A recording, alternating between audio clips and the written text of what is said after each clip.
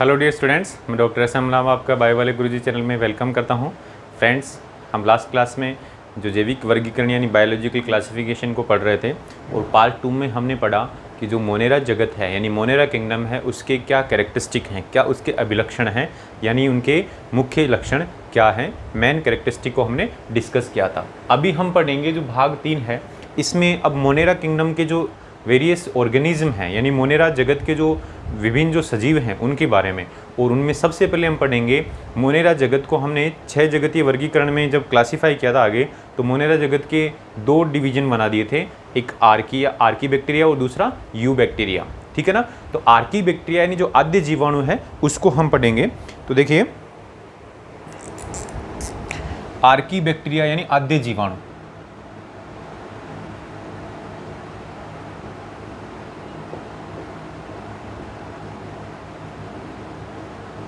Archie bacteria. ये जो Archie bacteria है इसको वैसे आद्य जीवाणु भी कहते हैं। आद्य जीवाणु का मीनिंग है बहुत पुराना, आद्य जीवाणु इसका हिंदी में नेम है। तो देखिए, क्लास स्टार्ट करने से पहले जिन्होंने भी अभी बायो वाले गुरुजी चैनल को सब्सक्राइब नहीं किया है वो स्टूडेंट जल्दी से बायो वाले गुरुजी चैनल को सब्सक्राइब कर दें, साथ में बेल आइकन को भी दबा दें ताकि आने वाले वीडियोज़ के जो नोटिफिकेशन आपको मिलते रहें। फ्रेंड्स, ये काफ़ी इंपॉर्टेंट पार्ट है मोनेरा जगत, और इसमें जनरली बच्चे क्या होते हैं, जो 11th क्लास का जो बच्चा होता है वो इसको क्लियरली समझता नहीं है, और वो 12th और साथ में जब नीट के लिए प्रिपेयर करता है या फिर हायर कंपटीशन जिसमें भी जाता है तो वो हमेशा इसको दोबारा से पढ़ता रहता है। यानी एक बार ढंग से पढ़ लिया तो ये बहुत ही बेसिक सी चीज़ है, कोई इसमें कोई बहुत ज़्यादा कंसेप्ट वाली बात नहीं है, बस समझना है। एक बार पूरे मन से समझ लिया और थोड़ा सा इसको अंडरस्टैंड करते हुए आप पढ़ेंगे तो अपने आप ही ये समझ में आएगा। और इसकी जो हम यहाँ जो क्लास करेंगे उसमें तो बहुत बेसिक तरीके से पढ़ने वाले हैं, तो वो तो एकदम आपको क्लियर हो जाएगा। बस आपको इसको आर्की बैक्टीरिया और आगे आने वाली जो क्लासेज है उनको थोड़ा सा ध्यान से सुनना है। एक बार प्रॉब्लम को ख़त्म कर लीजिए, बाद में आप खुद भी नोट्स को पढ़ के अपने आप वापस से प्रिपेयर कर सकते हैं। तो देखिए, जो रीट के स्टूडेंट हैं उनके लिए भी इंपॉर्टेंट है और नीट वालों के लिए भी है, साथ में 11th स्टूडेंट हैं उनके लिए तो है ही, चाहे RBSE हो चाहे CBSE हो, तो सभी के लिए इंपॉर्टेंट है। तो आर्की बैक्टीरिया जो है, आर्की बैक्टीरिया को आप कह सकते हैं कि ये आद्य जीवाणु है, मोनेरा जगत का है। और मोनेरा जगत में जो बैक्टीरिया आता है मूल रूप से उससे किस तरीके से डिफरेंट है, यानी इसमें क्या डिफरेंस है। तो सबसे पहले तो हम ये कहेंगे कि जो आर्की बैक्टीरिया है ये प्राचीनतम जीवाणुओं का समूह है। प्राचीनतम जीवाणु का मतलब ये है बहुत सबसे पुराने। ये क्या है? प्राचीनतम जीवाणुओं का समूह है, यानी it is the group of ancient bacteria. तो आप यहां कह सकते हैं it is a group of ancient bacteria, बहुत पुराने, यानी अपने आप में आप कह सकते हैं ये शुरुआती जीव यही हैं, सारे इन्हीं से बने हैं इसलिए शुरुआती जीव यही हैं। तो आपको ध्यान रखना है प्राचीनतम जीवाणुओं का ये समूह है। इनके अंदर जो उद्विकास है यानी जो इवोल्यूशन है वो प्रॉपरली नहीं हुआ, तो आप कह सकते हैं उद्विकासीय रूप से यानी इवोल्यूशनरी फॉर्म में ये एक तरीके से अनडेवलप्ड हैं। इवोल्यूशनरली दे आर अनडेवलप्ड या लेस डेवलप्ड। तो उद्विकासीय रूप से ये अविकसित होते हैं। ये क्या है? उद्विकासीय रूप से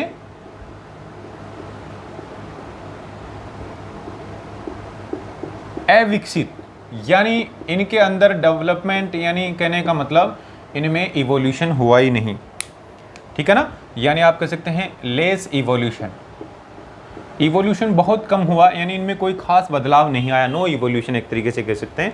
तो ये अभी भी वैसे ही हैं जैसे प्राचीन में बने थे। इनका जो बॉडी स्ट्रक्चर, इनकी जो सेल की जो प्रॉपर्टीज़ हैं वो सारी की सारी वैसी ही हैं, कोई बदलाव नहीं आया है। अब देखिए फ्रेंड्स, ये पुराने हैं, बने थे उस टाइम में, वैसे के वैसे ही हैं। तो पुरानी कंडीशंस को ये बता सकते हैं कि पुराने टाइम में जो लिविंग है वो कैसे डेवलप हुए। तो इनको हम जीवाश्म भी बोल सकते हैं, फॉसिल्स भी बोल सकते हैं, और ये अभी तक जिंदा है, मरे नहीं है, मतलब अभी तक उसी स्ट्रक्चर को बनाए हुए हैं, उसी स्ट्रक्चर को अपने अंदर लिए हुए हैं, कभी कोई बदलाव नहीं आया। तो आप कह सकते हैं ये जीवित जीवाश्म है। ये क्या है? जीवित जीवाश्म। तो अब ये बहुत पुराने हैं, तो आप इनको कह सकते हैं कि ये प्राचीनतम जीवित जीवाश्म है। प्राचीनतम जीवित जीवाश्म, ये क्या है? प्राचीनतम जीवित जीवाश्म है, यानी ओल्डेस्ट लिविंग फॉसिल्स हैं। ये क्या है? ओल्डेस्ट लिविंग फॉसिल्स, क्योंकि अभी तक कोई बदलाव नहीं है और पुराने हैं, तो इनको हम जीवाश्म की दृष्टि से यानी फॉसिल के पॉइंट ऑफ व्यू से मेंशन देख सकते हैं। तो प्राचीनतम जीवित जीवाश्म है। अब फ्रेंड्स, इनका एक सबसे बड़ी खास बात है कि इनको जिंदा रहने के लिए ऑक्सीजन की जरूरत नहीं होती है। कुछ रह सकते हैं ऑक्सीजन, कुछ को जरूरत पड़ सकती है, या फिर जरूरत नहीं होते हुए भी वो जब मान लीजिए ऑक्सीजन की प्रेजेंस में जिंदा रह सकते हैं, तो इनको ऑक्सीजन की जरूरत नहीं होती है। तो इनके अंदर जो श्वसन है यानी जो रेस्पिरेशन है वो किस टाइप का होता है? क्या इनके अंदर श्वसन के लिए ऑक्सीजन यूज होती है? तो हम यहाँ बोलेंगे कि इनके अंदर जो ऑक्सीजन है वो जरूरत नहीं होती। तो ये फ्रेंड्स अविकल्पी अनोक्सी या फिर अवायवीय। देखो ये टर्म जो है ये अपने आप में हम जीवाणु में दोबारा से पढ़ेंगे, बट यहाँ इसका मतलब बता देते हैं। जीवाणु में तो क्या बहुत सारी टर्म्स आएंगी, बैक्टीरिया में तो वहाँ पर हम पढ़ेंगे डिटेल में, लेकिन यहाँ पर आपको ये ध्यान रखना है कि अविकल्पी अवायवीय अनोक्सी। अवायवीय और अनोक्सी का मतलब है कि वायु एब्सेंट है, मीन्स ऑक्सीजन नहीं है, और अविकल्पी मतलब इनके पास कोई विकल्प नहीं है। दूसरा, ये रियल में आप कह सकते हैं इनके पास कोई विकल्प नहीं है। और ये कैसे होते हैं? अवायवीय होते हैं। इसका मीनिंग ये है, मीन्स इनके पास कोई ऑप्शन नहीं है, कोई ऑप्शन नहीं है रेस्पिरेशन का, और ऑप्शन नहीं है तो ये रेस्पिरेशन कैसे करते हैं? अवायवीय अनोक्सी यानी ऑक्सीजन के एब्सेंस में रेस्पिरेशन करते हैं। तो आप कह सकते हैं इंग्लिश में इसको ऑब्लिगेट एनारोब्स बोलते हैं। क्या बोलते हैं? Obligate anaerobes. तो इसका मीनिंग है ऑब्लिगेट मतलब स्ट्रिक्टली एनारोब्स। एनारोब्स तो हैं ऑक्सीजन के एब्सेंस में, यानी वायु की एब्सेंस में, एयर की एब्सेंस में ये रेस्पिरेशन करते हैं, और इनके पास कोई दूसरा विकल्प नहीं है। अविकल्पी कोई विकल्प नहीं है। ऐसे नहीं कि भाई कभी ऑक्सीजन आ गई तो ये कर लिए। लेकिन यहाँ पर एक एक्सेप्शन है, एक अपवाद है, और वो अपवाद क्या है? इनके अंदर आप कह सकते हैं ये वाला जो रेस्पिरेशन है ये अधिकांश में होता है, मेजॉरिटी के अंदर यही होता है, मोस्ट ऑफ के अंदर मोस्टली में यही होता है। लेकिन यहाँ पर एक्सेप्शन है, अपवाद है। और अपवाद क्या है? यहाँ एक विशेष टाइप का हम आगे जब आर्कीबैक्टीरिया के एक वेरियस क्लासेस पढ़ेंगे तो उसमें पढ़ेंगे ताप अम्ल रागी। ताप अम्ल रागी यानी तापमान और एसिडिटी, मतलब हायर टेम्परेचर और हायर एसिडिटी पर भी सर्वाइव करने वाले, जिनको थर्मो एसिडोफिल्स बोलते हैं। क्या बोलते हैं? Thermo acidophils. तो थर्मो एसिडोफिल्स जो आर्कीबैक्टीरिया है, एक आर्कीबैक्टीरिया का टाइप है, प्रकार है। तो ताप अम्ल रागी जो है वो ऐसे शोषण नहीं करता है, उसके पास एक ऑप्शन होता है, और वो क्या होता है? बोले वो विकल्पी अनोक्सी होता है। क्या होता है? वो कैसा होता है? उसके पास क्या हो गया? विकल्प आ गया। नेचुरली क्या है? वो अनोक्सी है। तो इसका मतलब क्या है? देखिए, तो वो विकल्पी अनोक्सी है। तो विकल्पी अनोक्सी का मतलब है फैकल्टेटिव एनारोब्स। तो फ्रेंड्स, आपको यहां इसका टर्म का मीनिंग ध्यान रखना है। देखो कैसे समझना है इसको, कि विकल्पी अनोक्सी, उनके पास अब ऑप्शन आ गया है।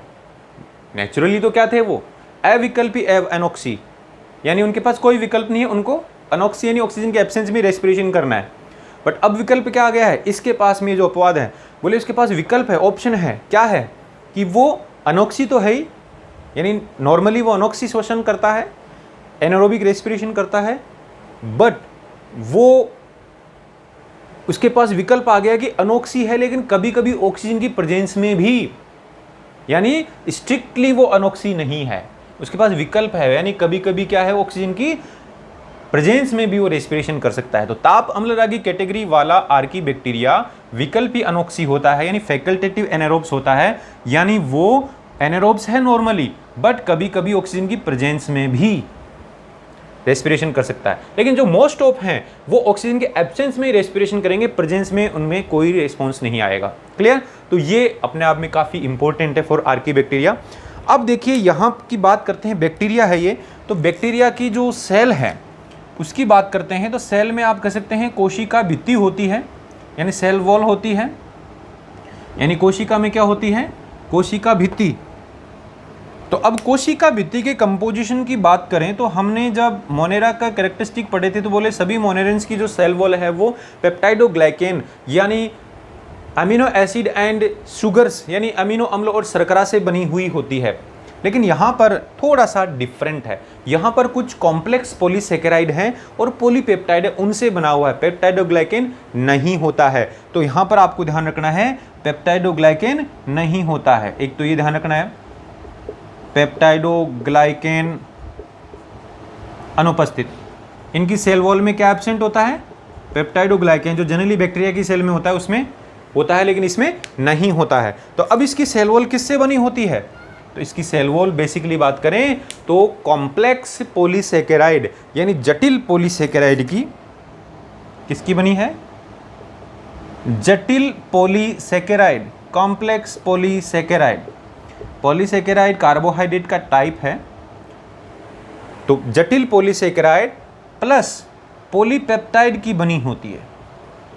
पॉलीपेप्टाइड यानी प्रोटीन का पार्ट एक तरीके से, यानी थोड़ा सा स्ट्रक्चरल डिफरेंस है। तो सेल वॉल है वो generally complex polysaccharide and polypeptide की बनी होती है, लेकिन पेप्टाइडोग्लाइकेन एज इट इज इसमें नहीं होता है। ठीक है ना? तो पेप्टाइडोग्लाइकेन भी वैसे कार्बोहाइड्रेट और अमीनो एसिड के कॉम्बिनेशन से बना हुआ है, बट वो थोड़ा सा डिफरेंट स्ट्रक्चर है, इसकी डिफरेंट स्ट्रक्चर है। तो ये सेल वॉल में डिफरेंस आ गया है बैक्टीरिया के कंपेयर में, यानी आप जब हम बैक्टीरिया पढ़ेंगे तब पढ़ेंगे, लेकिन यहाँ पर आप कह सकते हैं ये थोड़ा सा अलग हट के इसका सेल वॉल है। क्लियर? अब यहाँ पर आप कह सकते हैं नेक्स्ट जो इसका कैरेक्टरिस्टिक या फिर कह सकते हैं इसकी बॉडी की स्ट्रक्चर में बात करें तो कोशिका झिल्ली की बात कर सकते हैं, यानी सेल मेम्ब्रेन। कोशिका झिल्ली यानी सेल मेम्ब्रेन। तो फ्रेंड्स यहाँ सेल मेम्ब्रेन है वो कैसा बना हुआ है, तो सेल मेम्ब्रेन जो बैक्टीरिया, जो जनरल बैक्टीरिया है उसकी जो सेल मेम्ब्रेन है वो अलग मटेरियल से बनी होती है। और वो किससे बनी होती है, बोले हम बात करें तो वो किससे बनी होती है, वो सिंपल फॉस्फोलिपिड से बनी होती है, लिपोप्रोटीन की बनी होती है। सिंपल यानी लिपिड्स उसमें होते हैं। लेकिन अब यहाँ की जो कोशिका झिल्ली है, स्पेशली आर्कीबैक्टीरिया की जो कोशिका झिल्ली है, उस झिल्ली के अंदर जो लिपिड हैं, जो वसाएं हैं, वो कुछ डिफरेंट टाइप की है। और वो क्या है, उसमें शाखित श्रृंखला वाले लिपिड्स हैं। ये किससे बनी है, ये शाखित, देखो यहाँ पर आपको इतना ही ध्यान रखना है, शाखित का मतलब ब्रांच्ड, शाखित श्रृंखला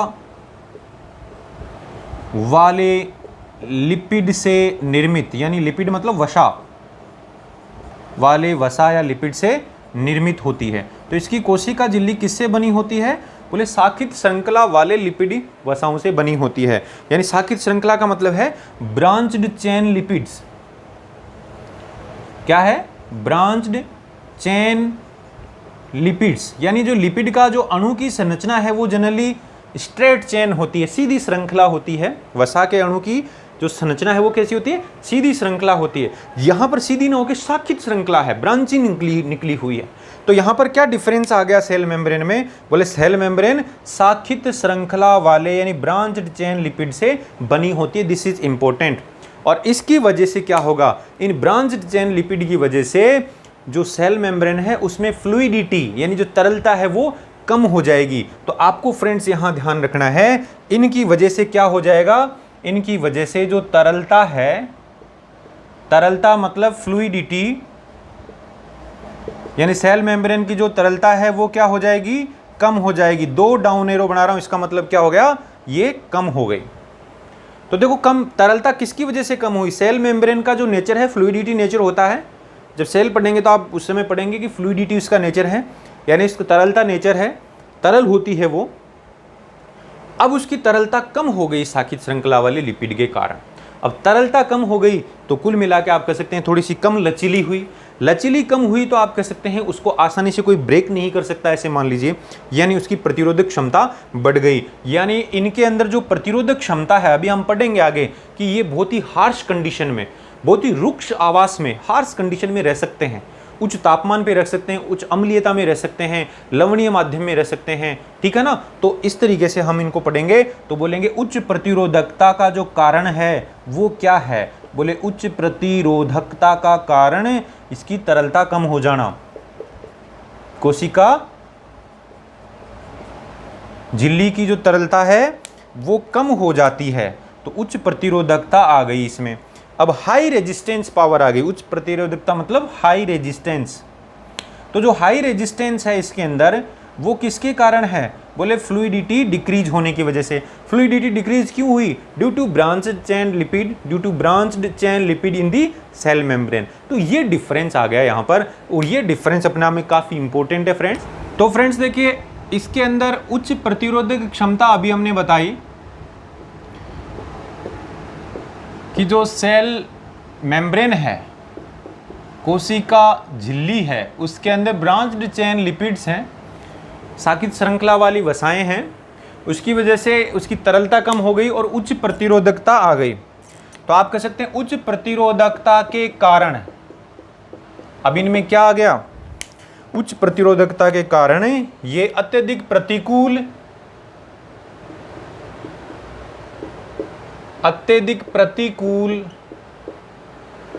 व रुक्ष आवासों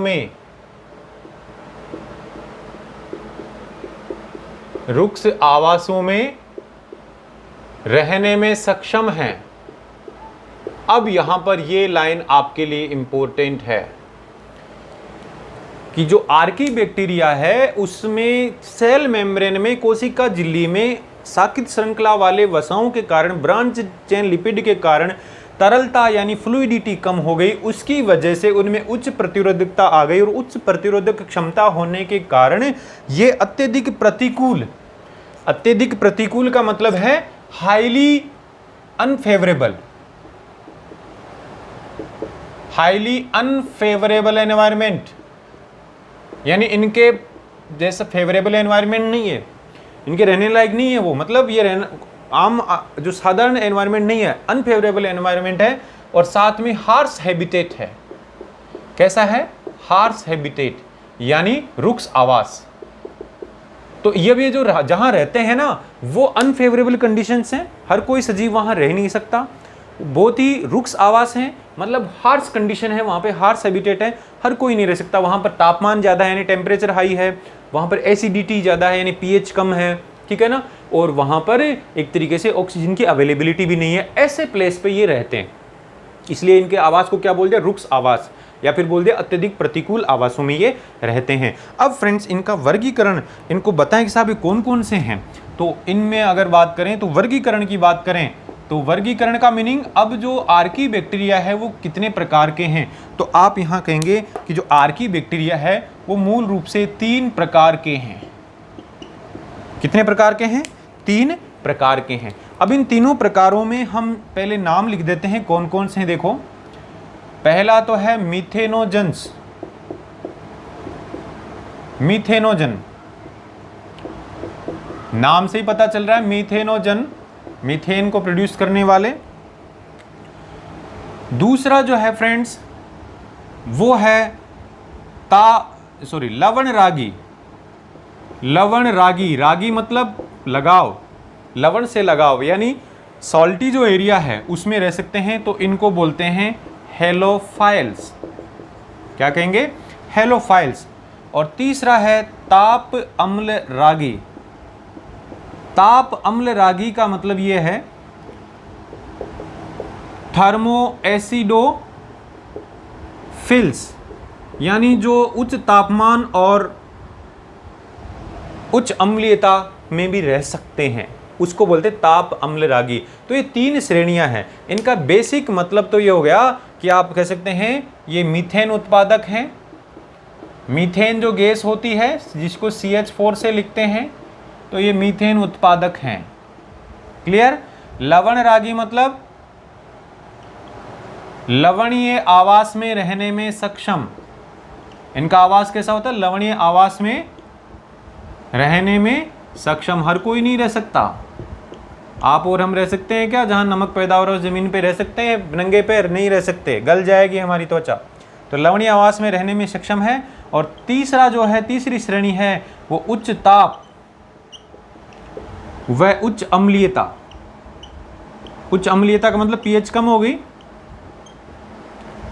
अम्लीय या उच्च अम्लीय माध्यम में, उच्च ताप व उच्च अम्लीय माध्यम में रहने में सक्षम। तो इस तरीके से आप कह सकते हैं they are capable to live in the high temperature and high acidic environment, उसमें रह सकते हैं। ऐसे ही ये सॉल्टी एरिया में रह सकते हैं और मीथेन उत्पादक हैं, वो एक तरीके से आप कह सकते हैं मीथेन प्रोड्यूस करते हैं। तो अब इनको हम वन बाय वन डिस्कस करने वाले हैं। पहली श्रेणी है मीथेनोजन्स। मीथेनोजन यानी मीथेन प्रोड्यूसिंग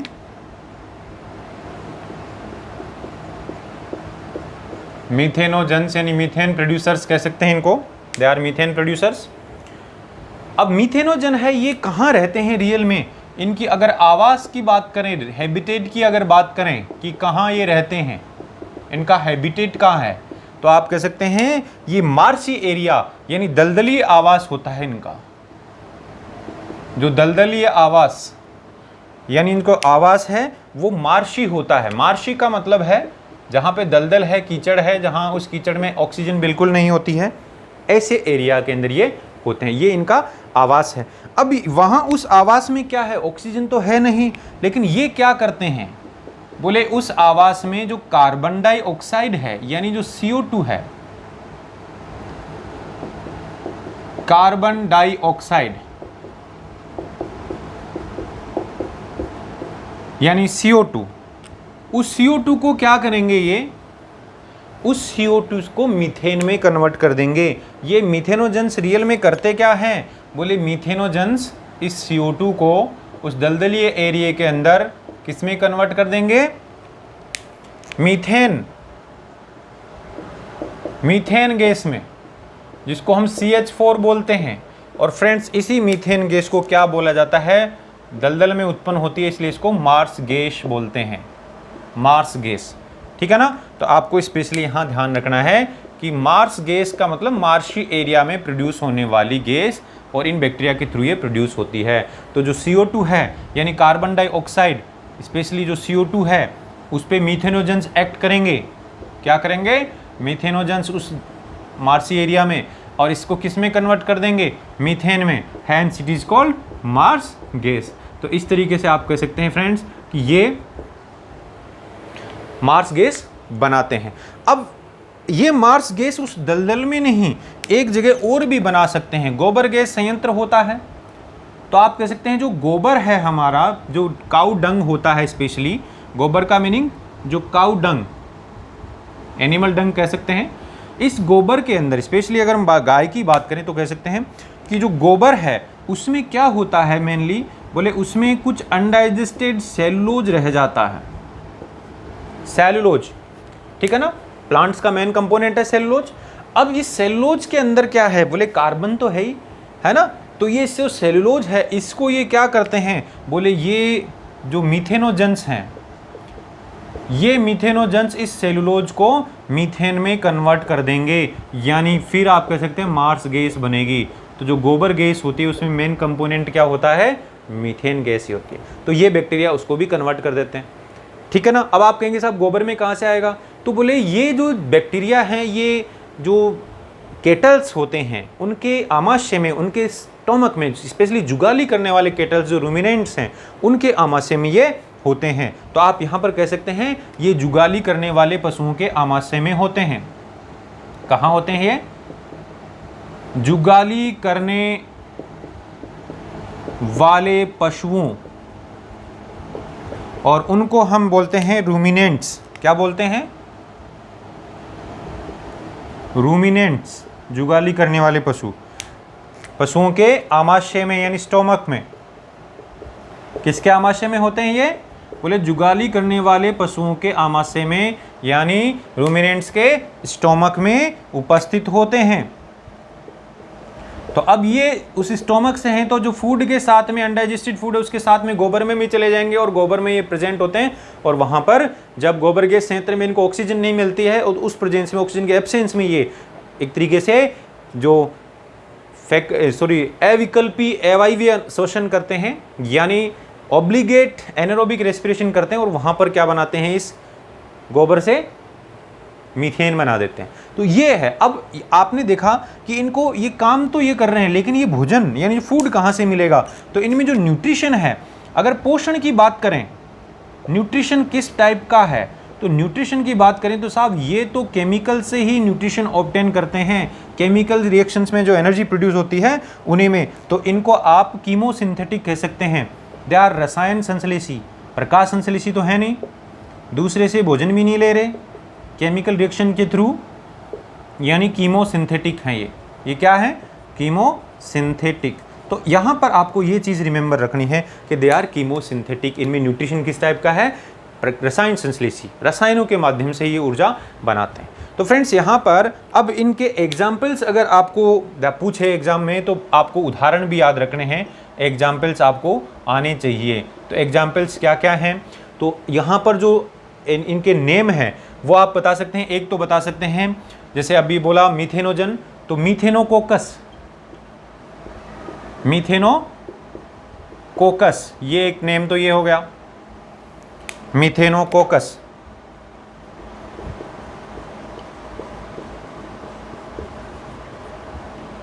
ठीक है। दूसरा एग्जाम्पल, इसका दूसरा एग्जाम्पल आप बता सकते हैं कि रूमिनेंट्स में होते हैं तो रूमिनोकोकस, रूमिनोकोकस ये एक नाम ये हो गया।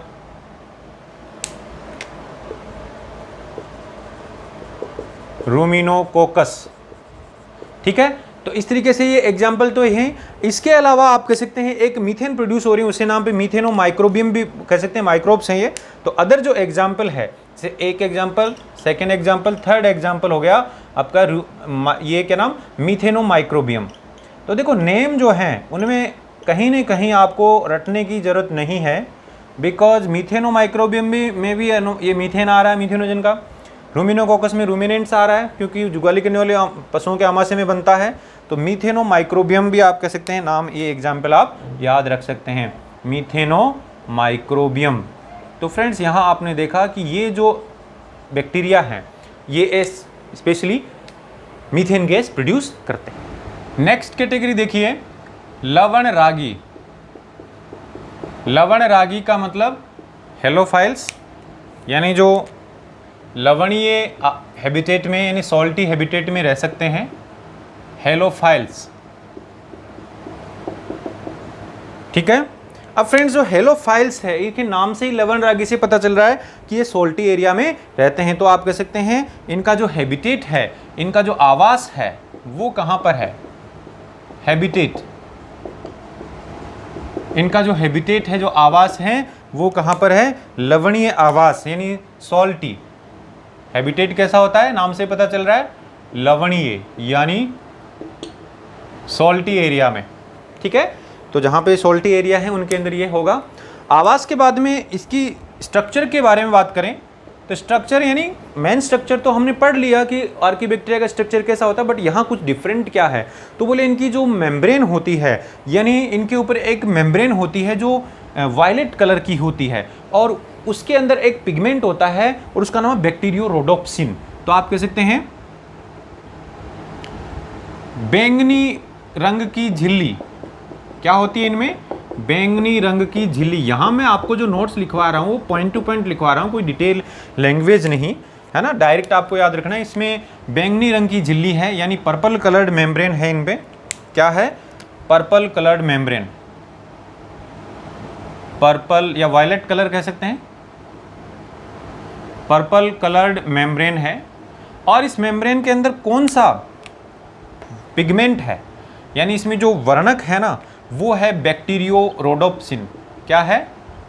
बैक्टीरियोरोडोप्सिन नेम का ऐसे क्या है? एक पिगमेंट है। ये पिगमेंट क्या करता है? सनलाइट को एब्जॉर्ब करता है। बैक्टीरियोरोडोप्सिन ये एब्जॉर्ब दी सनलाइट को, ये स्पेशली एब्जॉर्ब करेगा और सनलाइट के, सूर्य के जो प्रकाश है उसका अवशोषण करता है। क्या करता है? सूर्य के प्रकाश का अवशोषण, एब्जॉर्ब दी सनलाइट, सूर्य के प्रकाश का अवशोषण करता है। तो देखिए इसकी जो मेम्ब्रेन है, जो वायलेट कलर यानी स्पेशली पर्पल कलर, जो बैंगनी रंग की जो झिल्ली है, उसमें बैक्टीरिया रोडोप्सिन नाम का जो पिगमेंट है, और ये पिगमेंट सूर्य के प्रकाश का अवशोषण करता है। और अवशोषण करके क्या बनाता है, बोले इस पिगमेंट के अंदर, इसकी मेम्ब्रेन के अंदर स्पेशली डायरेक्ट एटीपी का निर्माण होता है। तो बोले सीधा एटीपी का निर्माण, डायरेक्ट एटीपी फॉर्मेशन होता है। तो डायरेक्ट एटीपी फॉर्मेशन हुआ यहाँ पर, यानी एटीपी का फॉर्मेशन हुआ सीधा, तो ये एटीपी ये यूज करता है। तो इस तरीके से आप कह सकते हैं ये जो कैटेगरी है, स्पेशली जो लवण रागी है, ये इस पिगमेंट की वजह से सर्वाइव कर पाते हैं। बाकी लवणीय एनवायरनमेंट में इनका जो स्ट्रक्चर ही ऐसा है, हमने बताया, तो वो ये रह सकते हैं। ठीक है फ्रेंड्स, अब यहाँ पर उदाहरण की अगर बात करें तो उदाहरण हर कैटेगरी में आपको आनी चाहिए। तो आर्कीबैक्टीरिया में आपने देखा जो एग्जाम्पल्स हैं, जो उदाहरण हैं, उनमें कोई खास ऐसे नहीं है कि रटने की ज़रूरत नहीं है, जनरली पहचान लिए जाते हैं। ऑब्जेक्टिव एग्जाम में तो आप इजीली पहचान लोगे, सब्जेक्टिव एग्जाम में लिखना हो तो आपको थोड़ा सा नेम को याद करना पड़ेगा। तो यहाँ देखिए हेलोफाइल्स हैं, तो नाम हो गया हेलोबैक्टीरियम। हेलोफाइल्स में क्या नेम हो गया, हेलोबैक्टीरियम। ठीक है, ऐसे ही हेलोबैक्टीरियम के अलावा नाम हो गया हेलोकोकस, आप इसको हेलोबैक्टीरियम बोलते हैं। हेलोफाइल्स हैं यानी सॉल्टी एरिया में रहने, तो हेलोबैक्टीरियम हो गया। ऐसे ही फ्रेंड्स हो गया हेलोकोकस। कोकस का मतलब अभी आगे बैक्टीरिया जो पढ़ेंगे तो पूरा मीनिंग बताएंगे। वैसे स्पेरिकल शेप यानी जो गोलाकार आकृति के होते हैं उनको कोकस बोलते हैं।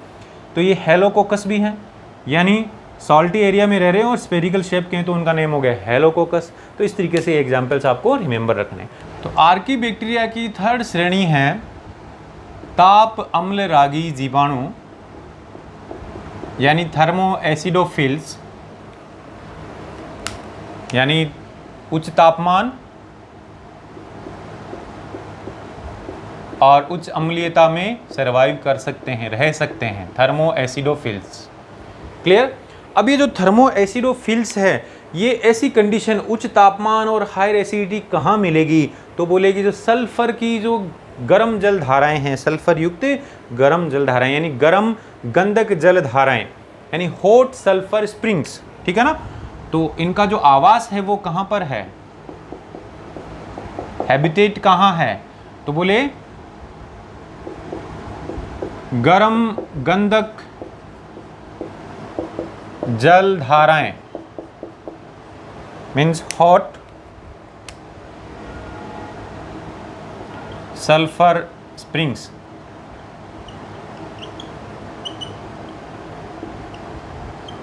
या फिर झरने कह सकते हैं जलधाराओं को, तो उनमें ये पाया जाता है। अब देखिए वहाँ गंधक है, तो गंधक इसको चाहिए, अभी आगे पढ़ेंगे क्यों चाहिए, उसका क्या काम में लेता है ये। तो उन धाराओं के अंदर क्या गंधक है, तो गंधक इसको चाहिए एनर्जी के लिए, और गर्म वो है ही, तो गंधक को यूज करके ये अम्ल बना देते हैं। तो अम्ल से अम्ल की वजह से जो अम्ल बनेगा, यानी गंधक जलधाराओं में क्या है, गंधक को एक काम में लेंगे और अम्ल बना देंगे, एसिड बना देंगे, यानी सल्फर को काम में लेके ये एसिड बना देंगे। तो एसिडिक एनवायरनमेंट हो गया वहाँ पर।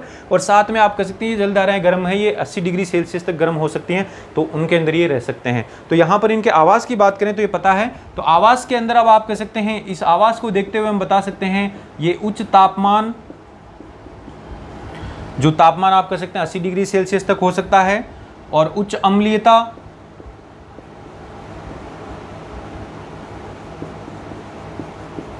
यानी ये हाई टेम्परेचर, उच्च तापमान का मतलब high temperature and high acidic environment, उसमें सर्वाइव कर सकते हैं। तो अब टेम्परेचर कितना, बोले 80 डिग्री सेल्सियस तक,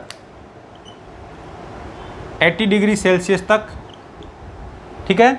और अम्लीयता कितनी, अम्लीयता का आप कह सकते हैं pH 2। तो pH 2 जो होती है वो आप कह सकते हैं काफ़ी हाई pH होती है, मतलब हाई pH सॉरी लो pH होती है, लेकिन एसिडिक pH है ये। ठीक है ना। तो इस तरीके से ये होते हैं, तो इसमें ऐसे आवास में रहने में सक्षम होते हैं। तो इतने टेम्परेचर पे ये रहने में सक्षम है, यानी ये सर्वाइव कर सकते हैं। ठीक है फ्रेंड्स, तो ये आपको ध्यान रखना है, इतने टेम्परेचर और इतनी pH तक ये सर्वाइव कर सकते हैं, ये इनकी बात है। अब इनकी बात आती है कि साहब ये श्वसन कैसे करते हैं। श्वसन मतलब रेस्पिरेशन, यानी इनकी सेल के अंदर जब एनर्जी जो प्रोड्यूस होगी वो उसमें ऑक्सीजन चाहिए कि नहीं चाहिए? तो बोले वैसे तो ये स्ट्रिक्टली एनारोब्स होते हैं, हमें पता है आर्कीबैक्टीरिया, लेकिन ये जो कैटेगरी है इसके बारे में हमने अपवाद बताया था, एक्सेप्शन बताया था कि ये स्ट्रिक्टली एनारोबिक नहीं है, यानी ऑब्लिगेट एनारोबिक्स नहीं है, ये फैकल्टेटिव एनारोब्स हैं। फैकल्टेटिव एनारोब्स का मीनिंग यह है कि एक तरीके से इनके पास ऑप्शन रहता है कि जब ऑक्सीजन नहीं है तब तो काम चला ही रहे हैं, ऑक्सीजन होती है तब भी काम चला लेते हैं। तो इनमें जो रेस्पिरेशन है वो कैसा है? बोले यहाँ पर इनको वो विकल्प मिल जाता है, और विकल्प क्या मिल जाता है? ऑक्सीजन का। तो ये विकल्पी अनोक्सी हैं। विकल्पी अनोक्सी का मतलब फैकल्टेटिव एनारोब्स, मीन्स जनरली ये एनारोब्स हैं।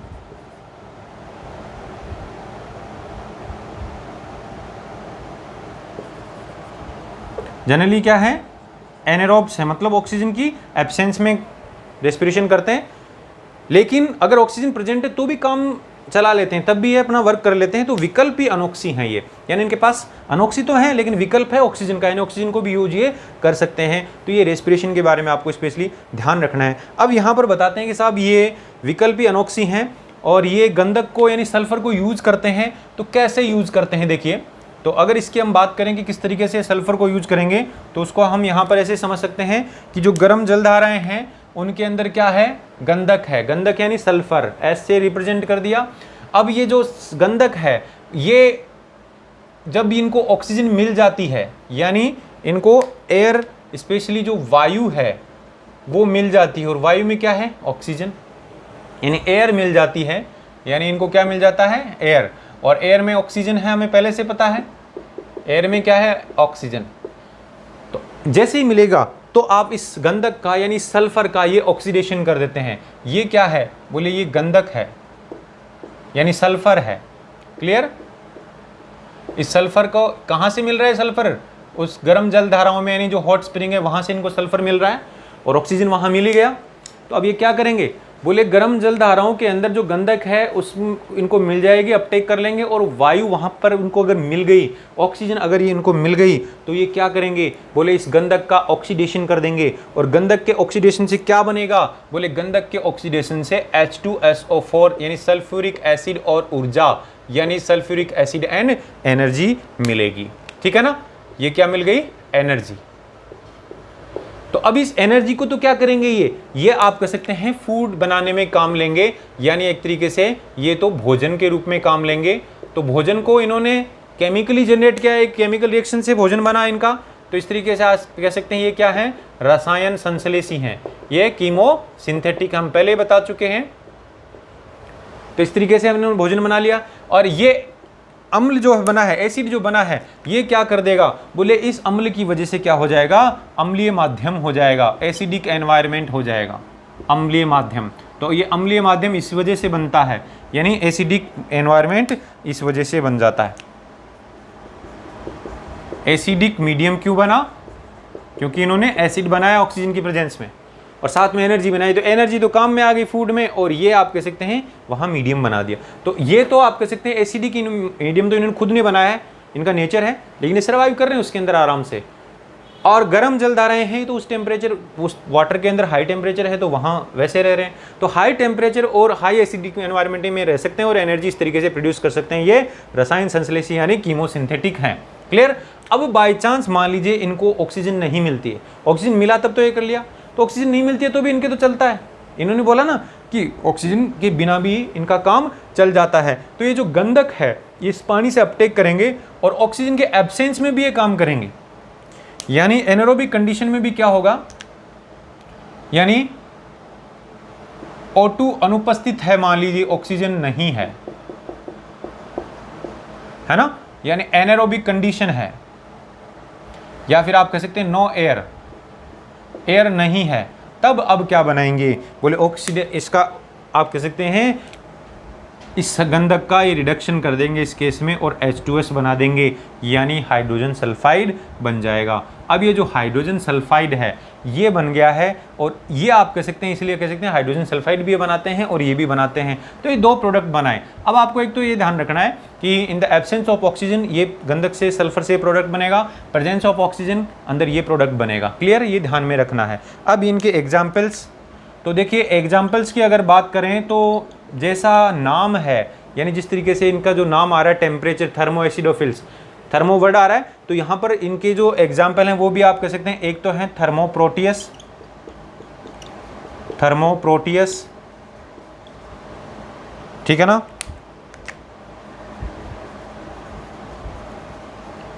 थर्मोप्रोटियस, और दूसरा जो है वो है थर्मोप्लाज्म। तो देखिए पहचानने में कहीं दिक्कत नहीं होगी, ऑब्जेक्टिव क्वेश्चन में तो बिल्कुल भी दिक्कत नहीं आएगी, क्योंकि थर्मो वर्ड यहाँ जुड़ा हुआ है, तो आप आसानी से पहचान लेंगे। तो ये एग्जाम्पल्स हैं। तो फ्रेंड्स यहाँ आपने देखा कि आर्कीबैक्टीरिया के जो ये तीनों ग्रुप हैं, उनके अंदर हमने बोला मीथेन प्रोड्यूसिंग है, और ये हेलोफाइल्स हैं, और ये थर्मो एसिडिफिल्स हैं। ये रुक्स आवासों में यानी हार्श हैबिटेट्स में रह सकते हैं, अनफेवरेबल कंडीशंस में रह सकते हैं, उसका रीजन हमने बताया। और साथ में जो थर्मो एसिडोफिल्स हैं वो गर्म गंधक जलधाराओं में यानी हॉट सल्फर स्प्रिंग्स में रहते हैं, और वाटर का टेम्परेचर हाई है, मतलब हाई टेम्परेचर पे रह सकते हैं 80 डिग्री सेल्सियस तक, और उसी वाटर में ये सल्फर यूज करेंगे और एसिड बनाएंगे, तो उस एसिडिक एनवायरनमेंट में भी ये रह सकते हैं, यानी pH 2 तक ये रहने में सक्षम है। इनमें जो रेस्पिरेशन है वो विकल्प अनोक्सी होता है, यानी ये अनोक्सी तो होते हैं लेकिन इनके पास विकल्प क्या है, ऑक्सीजन लेने का, यानी ऑक्सीजन की प्रेजेंस में भी ये रह सकते हैं। तो यहाँ पर ये फैकल्टेटिव एनारोब्स हैं। अब ये देखिए ऑक्सीजन अगर है तो ये सल्फ्यूरिक एसिड बना देंगे और इससे अम्लीय मीडियम हो जाएगा, एसिडिक मीडियम यानी अम्लीय माध्यम हो जाएगा, और जो ऊर्जा बनेगी उस ऊर्जा को ये जो आप कह सकते हैं केमिकल रिएक्शन से ऊर्जा प्रोड्यूस हुई है, तो इनका जो फूड है एक तरीके से, ये जो एनर्जी इसके पास आई है वो आप कह सकते हैं केमिकल एनर्जी से आई, सनलाइट से नहीं आई, इस एनर्जी को फूड बनाने में यूज में लेंगे, तो ये रसायन संश्लेषी हो गए, यानी ये कीमोसिंथेटिक हो गए। क्लियर? और एग्जाम्पल्स ये आपको ध्यान रखना है। साथ में अगर ऑक्सीजन नहीं मिल रही है तो भी रह सकते हैं, तो बोले उस टाइम में ये बना देंगे, कुछ ना कुछ इनमें मेटाबॉलिज्म है वो चलता रहेगा, तो इस तरीके से आप कह सकते हैं ये सर्वाइव कर सकते हैं। तो फ्रेंड्स ये काफ़ी इंपॉर्टेंट टॉपिक था, मीन्स जो आर्कीबैक्टीरिया है काफ़ी इंपॉर्टेंट टॉपिक, यहाँ से जब क्वेश्चन आता है तो इन्हीं पे बेस्ड होगा। तो स्पेशली 11th क्लास के जो बिगिनर्स हैं, जो लर्नर्स हैं, जो अभी स्टार्ट करें, उनके लिए तो बहुत इंपॉर्टेंट है, रीट वालों के लिए भी बहुत इंपॉर्टेंट है, साथ में जो नीट जिन्होंने कर लिया उनके लिए एक तरीके से फास्ट इसको रिवाइज कर सकते हैं। तो वैसे भी मैं फास्ट रिवीजन की सीरीज ला रहा हूँ, उसमें इंक्लूड करूँगा, लेकिन फिर भी अगर आपको ये देखना हो तो वीडियो देख सकते हैं। तो फ्रेंड्स जिन्होंने अभी तक बायो वाले गुरुजी चैनल को सब्सक्राइब नहीं किया वो सब्सक्राइब कर लें, लाइक बटन को दबा, इसको बेल आइकन को दबा दें, ताकि ज़्यादा से ज़्यादा आपको नोटिफिकेशन मिलते रहें, और साथ में आप कैसे लाइक और शेयर कीजिए इस वीडियो को। तो उम्मीद है वीडियो पसंद आया होगा, और आप साथ में जो वीडियो को देखें तो कमेंट भी कीजिए कि वीडियो कैसा लगा, ठीक है फ्रेंड्स, और आपकी तरफ से कोई सजेशन हो तो वो भी इन्वाइटेड है, मोस्ट वेलकम है। तो फ्रेंड्स मिलते हैं नेक्स्ट क्लास में, थैंक यू।